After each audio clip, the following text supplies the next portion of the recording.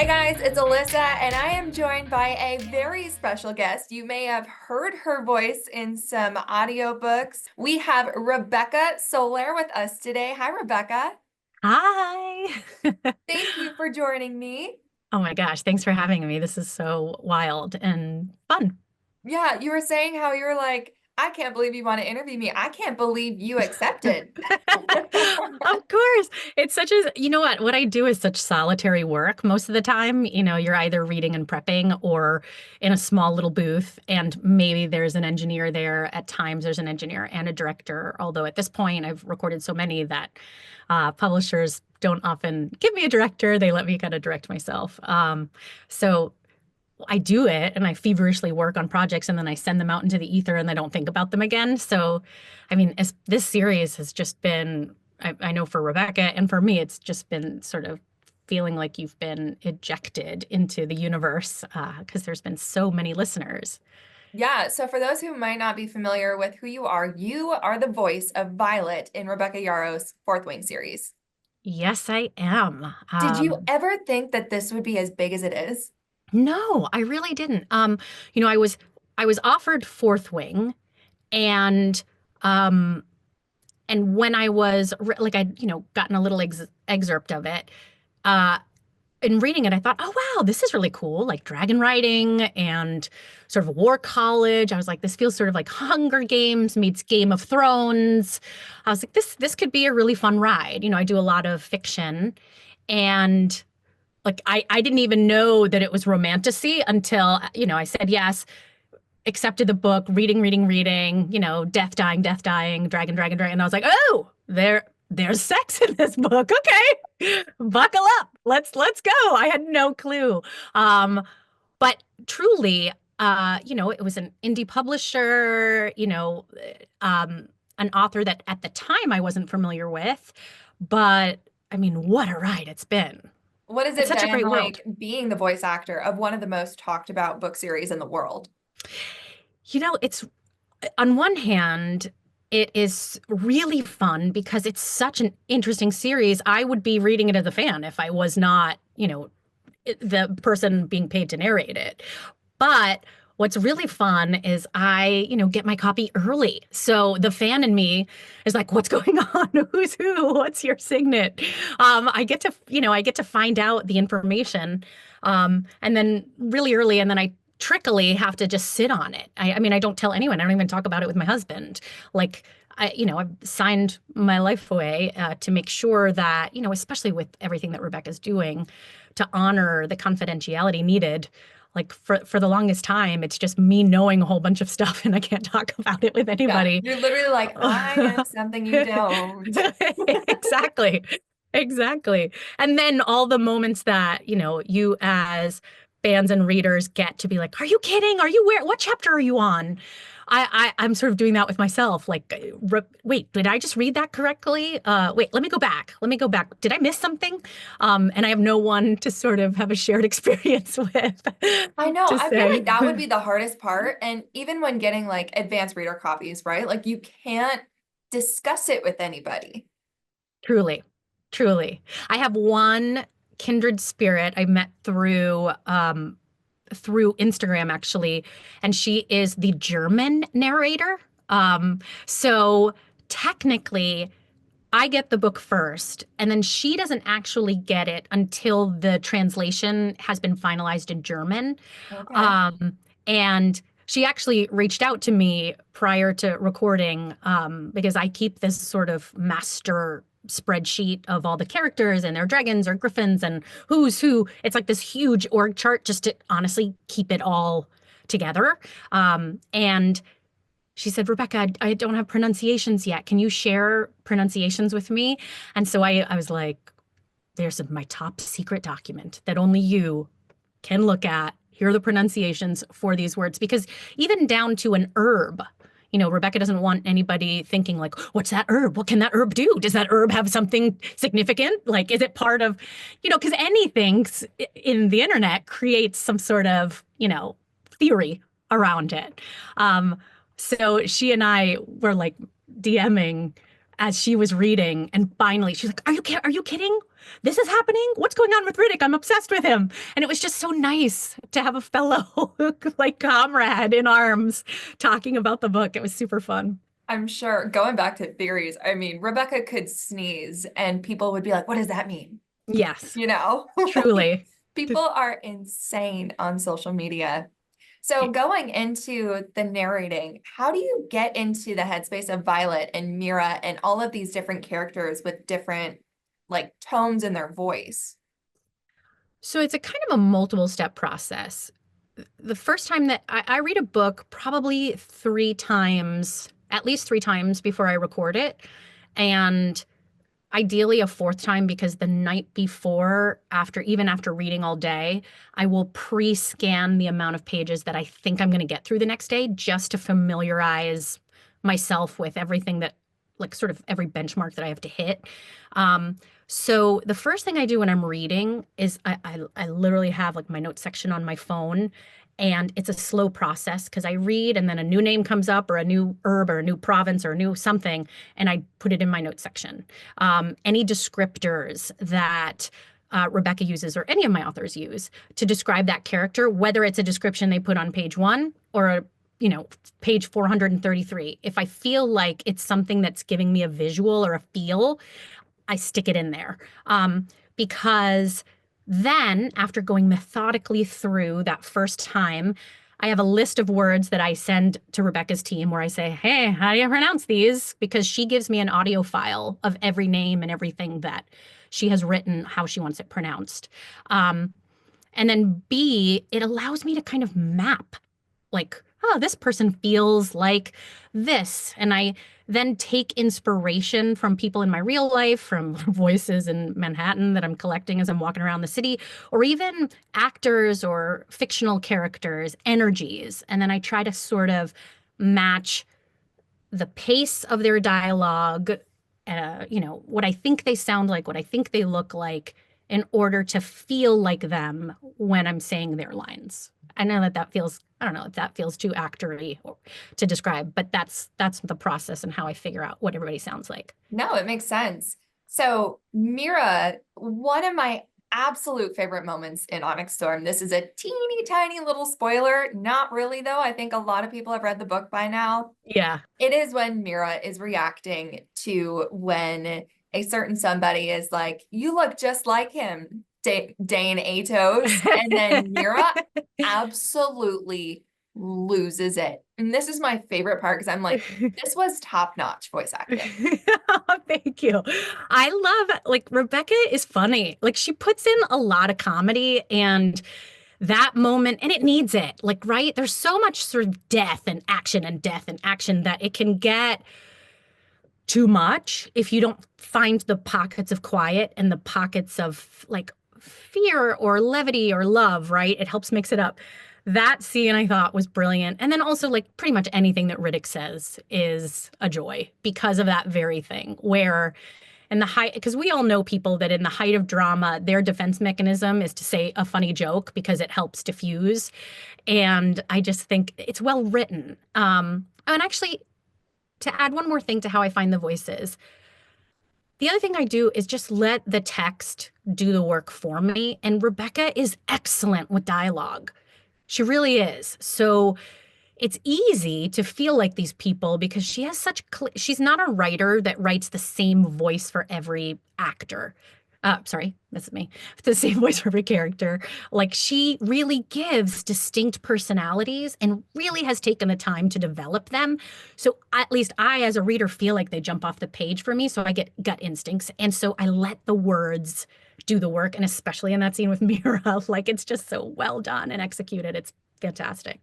It was amazing. So like when you were reading, he described you perfectly, Dane Atos. Did that just make you cackle yourself? Like, was that a natural reaction? Yeah, yeah. So when I was just reading and prepping, I was like, this is pretty awesome. And I actually have a couple of symbols that I use. Like, I use actual words that I type in my document, but I also have created this little sort of shorthand of symbols that mean things to me. If I underline a character's dialogue with a squiggly line, it means sarcastic.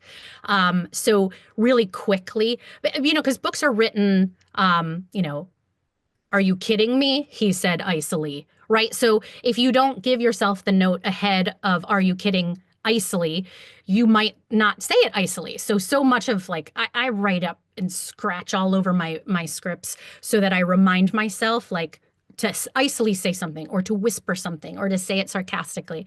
And that scene, I had all like my um little, hieroglyphics in there in order to remind myself of the pace and the tone that I wanted to convey. Yeah, you're like, I need a minute, but I'm also like dying of laughter in this one. It's true, like when it's joyful. And then sometimes I do laugh, and sometimes I can keep the laugh in, but sometimes, publishers really, and I understand why, like the words to be exact. So sometimes in quality control, I'll get flagged if I add a laugh and Rebecca didn't write she laughs. Like, or if Rebecca doesn't write ha ha in the dialogue, then maybe it's me taking liberty, even if she wrote like, here's the dialogue, Violet laughs. If I add a laugh, sometimes I get flagged for that. They're quite exact, I understand. But I try to just, if I make a mistake, laugh too much, cut it, go back to the beginning, do the line as intended, and then get through it without wrecking the take. That more happens when it's crying. Like there's a lot of crying in this book. There's a lot of There is a lot sadness of and crying. there's a lot of like I'll have to stop after a scene and truly have to just kind of catch my breath, blow my nose, get rid of the mucus so that I don't sound like I'm crying with, if one character is crying, but the rest aren't, you can't have all of them sound like they're crying. It's a little bit of like switching voices, and that's a little tricky at times, but I have to stop, take a breath, reset for the other people, and then cry through the people who it's appropriate to cry through. So you're actually crying. I'm actually crying. I'm literally crying. And I'm Yeah. literally She does because that to us. yeah, she does. You're crying. Like, and I think it's my job to cry. Violet's crying, and I think of the end of Fourth Wing with Liam. Like, that scene is so heartbreaking. Or with her mom. Like, you, what would you do? What do you think that person is really doing? And so it is actually my job as an actor to become that person. And if that person is screaming or joking or groaning with pleasure or laughing, I've got to do that because ideally, the way that I approach my audiobooks is I like them to sound like one big monologue so that you feel like I'm not reading to you, but you just feel like you're in a story. Um, and that's my ideal. Obviously, it is one human saying all the lines. So you are sort of, I don't know how successful it is always, but the goal will be that as much as possible, the listener is so immersed in the story, they've actually forgotten about me. That's the best compliment I can have. Like, oh yeah, Rebecca, I forgot you were reading because I was just engrossed in that scene, which is great. That would be my personal goal. Let's talk about the spicy scenes because there's a lot in Fourth Wing There's and a there are lot. some intense scenes. So how do you get through those with like a straight face or straight voice? I honestly think to myself, here we go. And because there's always an engineer there Oh, as really? well. You Yeah, have I other don't people in record the room? myself. Yeah, yeah, yeah. So I don't record myself. But we're all professionals, right? And so and then Rebecca tends to, I don't know, it's not like it's a surprise. Normally a chapter will be like, and here it goes. So I will then give them a heads up, like before the process. My engineer is this like lovely, lovely man named Cody. And I will say, Cody, hunker down. It's about to get real. And he'll be Here like, we okay, go. here we go. Here we go. And then honestly, uh, I think about it like I am Violet. This is what's happening in my life. I'm having sex, and this is how I'm doing it. I can't comment on it at all, or it will feel horrible to the listener. I have to believe that it's happening and be Violet in the scene. Just like I have to believe that I'm battling or riding a dragon or, almost dying or, I have to believe all of those things to convey any emotion. And my own sort of like weird discomfort. Like I don't have any discomfort about the subject matter or reading it, like love it, bring it on. But suddenly having to say it out loud while there's like a random dude recording my every word, I have to kind of be like, get over it, Solaire. Like, let's do it. This is what we're here for, I feel like you it'd know? be kind of like filming sex scenes in movies, right? You got Yeah. people all around you watching you do this strange thing, Yeah. but it's acting at It's the end of the hun day. yeah, it's acting at the end of the day. And for me, I get to keep my clothes on and I don't have to have anybody acting the scene with me. Um, and so it's great. Like I can just make my own choices and uh put myself in the word. And again, Rebecca's words help you get there. So I'm not thinking about it. I'm just inside her text. Hmm. So walk me through your process for narrating or voice acting. Do you have like a favorite ritual that you do before you start? Well, I do like in the mornings, when I shower, I'll stay a few minutes in the steam just to kind of like warm up vocally because, my sessions are generally 10 for this book, they were 10 to 6 every day. So it's a lot of talking. Um, and it's a lot of action, which actually takes more out vocally of your chords. So I try to just make sure I'm really warmed up. And then when I can, I like to walk to my studio. I mean, it helps that I live in like, in Manhattan, in Midtown Manhattan, and most of the studios are sort of generally around, within a few miles. So that just lets me get the blood pumping and, get there and be ready. And then always a gigantic black iced tea, and always a gigantic water, equal parts like water and caffeine to get me through the day. And then another thing is I always bring with me a Granny Smith apple. The tartness of the Granny Smith helps, like when you've been talking a lot, your mouth gets dry or you get those, like I call them banana noises, like that gross like sticky mouth. I get it, And yes. and Granny Smith apples are excellent at cutting through that film on your tongue because after a while just water isn't going to cut it and you just need a little help from that to kind of be a palate cleanser for mouth noise. I did not know that. That's good for me, my For TV host podcasts, job. yes, it is. It's great. And it's great for podcasts. Like, I'm a huge podcast listener, love them. And, like it's so intimate. Like, your people's earbuds are right inside the ear canal. And when someone has great content, but they sound like Hmm. that noise, it's so distracting. And so yeah, it's really helpful if you're feeling, or if you had like dairy at lunch, like that's another thing. Like pretty much at lunch, I always have like some salad, but I never put dairy in it because even though I love me some cheese, Hmm. cheese on a microphone is your enemy. So I just cut it out for those sessions because I don't want that filmy sound. Yeah, same with milk too. I won't drink milk Yeah. before recording. Yeah, exactly. Exactly. And I love audiobook listeners because they're super informed. They are like absolute in their opinions. They're vocal about their opinions and they expect exceptional performances in a way that I don't know of another medium that is as invested in the quality as I think audiobook listeners are. Um, because I mean, you listen to things for 20 hours, right? You've committed and right, and you've spent all this money. You have like monthly fees that you're paying. So it really wrecks an experience when you have someone that you feel like maybe hasn't prepped or has a bunch of mouth noises or, has an issue with audio quality. Because you're like, man, I really wanted to like this book, but the human is so distracting, I can't like it.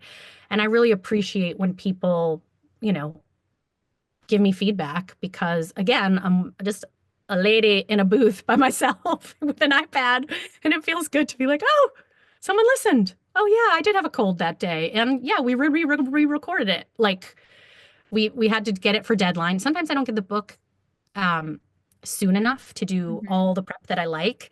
And their dates are like it has to be on Monday. And if I'm like, okay, well then I'm just getting over a cold, and so I might be a little bit nasal.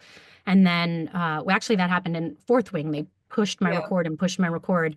So then after it came out initially, we just went back in the booth and re-recorded the first 7 chapters just because they needed it for their deadline. I get it. They didn't have their final version. I get it, indie publisher, no shade. But then I was able to just go back in and say, okay, can I re-record? And so that was lovely because that's not always the case. I understand constructive criticism, but people were mean to you online.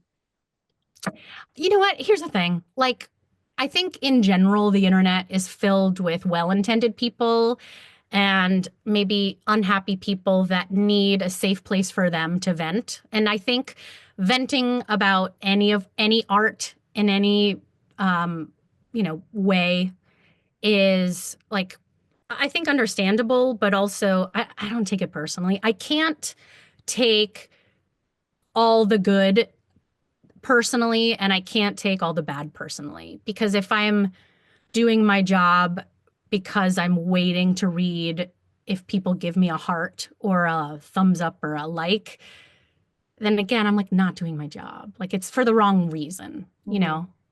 So I guess like that's not all these years ago when I wanted to be an actor. Like I didn't think like, so I can have people give me a heart emoji. Like I thought like I love lifting text off a page.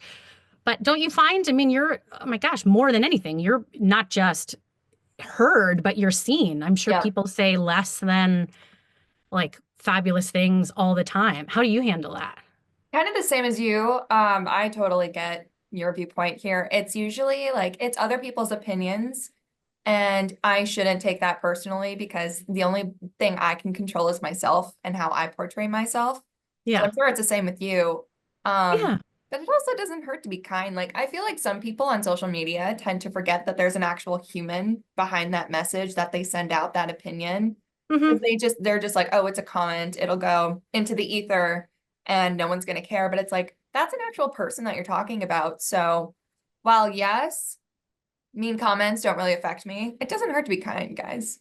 I I agree wholeheartedly. And frankly, I'm always amazed when people take time out of their lives. Everybody has an insane lives. Everybody has jobs and pets and kids and whatever. To find a narrator to say, I loved listening to this. And thank you so much, you helped my commute. Like those things I think are so kind because I actually feel people are more ready to take time out to complain about something. Like I think people complain first because it's the thing that that's bothered them, valid or not valid, and so they quickly do that. um and then maybe sometimes when things are great, people kind of take it for granted, right? Like when you're in any relationship, like you'll bitch to your part, bitch to your partner, but you won't be like, wow, that was a really awesome dinner. Thank you for making it. Or thank you for folding the laundry for me. You just sort of take their goodness for granted, but you Mhm. point out the bad all the time. And I think that's the same thing with the online community. I think they're quick to point out bad. That's not the way I operate. And frankly, that's, I think, how I've had the longevity in my career is Mhm. that every person that I work with, I really get to know them as a human, not as a person that's like, who do you know that could help me get another job? Like, enough. Like, Yeah. let's just connect as a human and let's lead with empathy. And I think in general, the world would be a better place if we were all leading with more empathy and could think outside of ourselves to see how our actions might impact people that we may never meet or might not it might impact people that we have no common shared interests, but understand that they are equally valid and they are humans and they deserve, oh, liberal artist, equal rights and health benefits and all sorts of Yeah. things. Like that's what I think we could use more of. Yeah. Yeah. Like your feelings are your feelings. Your feelings are valid. I'm just gonna put my blinders on and continue looking forward. Yeah. And I appreciate, like, honestly, they were right. All the people, they're like, I think she was sick. This is terrible. You're right. I You was was. sick. Yes, you were. And I couldn't say no. They gave me the tightest deadline ever, so I had to do it. And then because they made those comments, I could say, "Hey guys, can we re-record this?" And normally that's not the case. So it was helpful. It was actually really helpful to Hmm. say, and the studio, because so many people were listening, that's also it's funny, like money always helps fix problems, right? And when a lot of people were listening to the book, they were like, "Oh, maybe we should re-record it." And I was like, "No problem." When my agent came to me and I said, "Yes, let's do it." You're like, Because yes, please, let's do it. please, because one day of work is permanently recorded for all of perpetuity, right? And the opportunity to do a do-over on a day that you were like not at 100%. I wish I had many more days in my life where I could have a do-over just for unrelated things like that was a terrible day. Can I have a do-over? Can I Yeah. do that entire day over? So yeah, I actually appreciated that. But again, like there's a constructive way to give feedback, and then there's not. Yeah, there's a nice way to say, hey, I think she was sick. I hope she feels better, but we need to Right. record it again, you know? Right. I wasn't trying to personally affront you as I was working, because I'll tell you, it's exhausting to record a novel when you are at 100%. It is a physical marathon, and I've run a few marathons, so I know it is actually really hard because you're physically the only person talking for 8 hours, like, and lifting pace and being fast and being slow and being emotional and crying and laughing and all those things. It takes a lot of energy out of you. So if you're even remotely under the weather, it sucks. I'm sure. I So can't I imagine. don't You want to do finished like it. hours. Yeah. Yeah. Yeah. Yeah. It's hours and hours and hours. So I get it. And so, like, no issue with the people calling it out. I appreciate it. Thank you, listeners, for calling it out. It Well, helped me you're get a re-record fabulous day. no matter what, but Thank even you. we're human again. We're allowed to have a bad day. Totally. Okay, so let's get into something fun. There are so many crazy theories after Onyx Storm came out and even before. Hmm. So, do you have any Empyrean theories of your own? Well, the number one question I get asked all the time is, do you know who the brother is? And I, listen, I don't know. Rebecca doesn't tell me anything. Um, but I think my belief, the brother is Bodhi, is what I think. I think so And too. and I know it's the obvious one, but just given everything that was happening with Imogen, at the latter half of the book, without revealing anything, I just think that other candidates, and I don't think that Brennan is Venom. I I don't don't think think he so either. is. I don't get where that theory came from. Yeah, I don't understand that because he's actively trying to cure Xaden, uh and I don't understand that dynamic. Plus I think it's also like too many surprises for Brennan. Like the big surprise was at the end of Fourth Wing. So like I feel like it's another character's turn, Yep. right? So, I mean, she could decide that. I could, in a year's time, you and I can have another chat where I have complete egg on my face, and it was absolutely what she was thinking of. I just don't think it is. I think it's Bodhi. That's what I said in the podcast. I was like, I may be wrong when the next book comes out, but for right now, I feel this because in the entire book, it is like lined up that Bodhi is supposed to be taking over after Xaden because Hmm. Xaden's like, this is inevitable. This is happening. I will no longer be here. Bodhi, you are next in line. This is your problem. Bodhi never wanted it. Bodhi's Yeah, like, I do not want this. I do not want to rule. I want to help you. right. And he So keeps ignoring the council and trying to go in and help and advocate. So I could see him ignoring going into an action scene in order to help and having something happen. Thus, the need for Violet to be married to, right. to take over because there isn't anybody that Xaden trusts to then be at the head.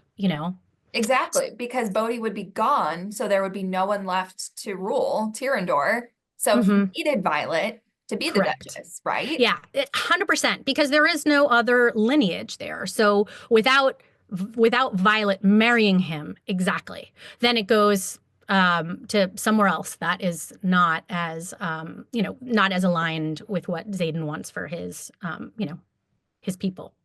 100%. I'm with you. So next year or in two We're gonna be years, right. We're whenever gonna we take get the it next book, to. I we know. might have eggs on our face. Yeah, it's gonna be a while. I did finally get to meet Rebecca. Um, and rightfully so. She had mentioned that she had been writing like something like 18-hour days. And that she's going to, for her own personal work-life balance, try to write like 8-hour days. Yes. And I was like, definitely, definitely do that. Like mental health and personal health and physical health, like so much more important. We'll wait. Look, Game of Absolutely. Thrones is still waiting for another book that never occurred, and the entire series was completed and finished. Exactly. And we waited what, 4 years for the next Stranger Things season? Like Rebecca Yeah, is right. Like read other people's books. Like I love that you love my books, but I can only work so much. Like we want to work 8-hour days. Why would we expect her to work 10 to 18? yeah, exactly. And honestly, the quality of the work will be so much more better because so much more better. What is that English that I've said? So much better because she will be coming at it from a place of like health, right? Instead of sort of manic energy. Just like my audiobook that was re-recorded is so much better because I'm healthy and don't have brain fog and am not trying to, choke on mucus while I'm recording it, It's Right. like let's allow her to be her best self. And there's a lot of other things to your point to read and digest and get into in the interim. We love a healthy, happy author and audiobook narrator, of course. Thank you. Appreciate it. So real quick, do you have any upcoming projects that you're excited about? Do you have a favorite project that you've worked on? Well, I am in the booth I'm finishing up a series that I did for Disney that it's the City of Magic and Monsters, third installment of the City of Villains. And what I loved about it is it is YA, so there's no steamy romance in it, but No it's spice. It's no Disney. spice, no spice. But they do have basically all of the villains as teenagers. So it's teenage Maleficent, teenage Ursula, teenage Captain Hook, James Bartholomew, and the Queen of Hearts. So that was kind of fun to imagine them before they became their big bad selves as adults, so to speak. So that's fun. That's the most recent thing. And then um, the other thing that I do, it's not audiobook related, as I work on a lot of film and television, doing what's called loop or ADR, and I Yep. do voice work for a number of television shows and so that's always fun because I get to see movies and TV shows before they're finished and fill in additional voice work, specific work, or like crowd scenes. Like it's a whole other industry that I knew nothing about. Like you're an actor and you're like, oh, right. Yeah, there is. It's sort of the art of specific sound design and improv and acting. It kind of marries everything and it's really fun. I mean, it boils down to like a radio saying like what the weather's going to be like. Yeah, exactly. And so we will sometimes be provided with scripts to read, right, of actual dialogue. Like I've been on the other end of a phone conversation that the actor on camera is talking to somebody, and so therefore I'm the lines of the human that they're talking to, or like a radio commercial, or uh, you know, a lot of my colleagues will do like sports announcers for fake basketball games or fake baseball games where they're fake team, because obviously, you can't name brand names and actual humans. Right. So you have to write and create a whole bunch of dialogue around a fake basketball game that the actor will be watching on the television for what, all of 10, not even 10 seconds, 5 seconds Hmm. before the establishing shot of the scene. Or I do a lot of nurses in emergency rooms, like that are in the background. And so I do a lot of research, which is super fun, on like what would a nurse actually say? What would this doctor say? You know, so whenever I'm in public offices of any kind, whether it's like the DMV or whatever, I'm constantly listening and spying on actual dialogue because chances are in a film or a television that year, I'll have to pretend to be someone that works at the DMV and in that scene. And so I just steal from the people that I listen to in Manhattan all the day. It's great. You're like, I have to eavesdrop. I'm doing this for my job. I get paid to do this. Exactly. It was ridiculous. I had to go get sort of like a mammogram or something, and I'm in this doctor's office, which is sort of larger in New York City. And so I have my notes app up, like listening to the nurse dialogue and typing it. And I'm like, I'm such a creeper, but this is my job is to have, and that's how I collect voices too. I'll like hear an interesting voice and think, oh wow, that's a really cool voice. Let me see if I can kind of emulate the spirit of that voice and then use it in a book somewhere down the line. That is so cool. Real quick, do you have a favorite project that you've ever worked on? Oh, I mean, I don't. This one has been pretty amazing. Hmm. Um, and I think I have certain authors that I just have really helped me develop my skills. And so, like, very big love to Stephanie Gardner and Melissa Myers for their series because I feel like I've gotten to be the voice of entire series for them and spin-off series. And because of their work, I've been able to grow as a performer and an audiobook narrator. And so I'm grateful to those women for writing really amazing characters that I could like grow alongside, I would say. Well, you have done amazing work. I cannot wait to see what you do in the future and what you do for the next Empyrean book. Thank you so much, Alyssa. Like, so honored to be, you know, a guest for you. And thank you to everybody who's listening. And listen, hit me up. I don't mind if you have constructive criticism. Send me a DM. Just be kind. I'll be Be kind nice. back. Be Be nice about it, nice. guys. Be nice. And be nice to Alyssa. Don't you be mean to her Thank either. you. Be nice to me. I try sometimes. You do. Thank you so, so much. Oh, Rebecca, thank you so much. And I will definitely be in touch for the next book. Awesome. It's a date.